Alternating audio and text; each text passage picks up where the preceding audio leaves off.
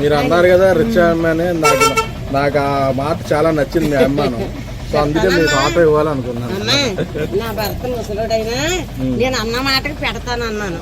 ఆపు చేశారు, మీరు ఇచ్చారు, మీరు బండి ఇచ్చారు, మీ సల్లం చేతితోటి నాకు బండి కొని పెట్టారు. చెప్తానన్న మాట నాకు ఈ ఆనందం చాలు బాబు. అనుకున్నాను బాబు నా వ్యవసాయం కూడా పోసుకొని మీరు అందరూ చల్లగా ఉంటే మీ నీళ్ళలో నేను బతికేస్తాను. నా కొడుకులు లేరు బాబు, మీరందరూ చూసుకోవాలమ్మా. బాధ ఉండేది. ఇప్పుడు లైఫ్ లాంగ్ ఆవిడ ఎన్ని రోజులు ఉంటే అన్ని రోజులు నా ఆటో నా కొడుకు ఇచ్చాడు. నాకు పోషించండి అని అల్లుండన్నా మనవాళ్ళన్నా అడుక్కుండే. అది చేసేది అది గొప్పతనం చాలా.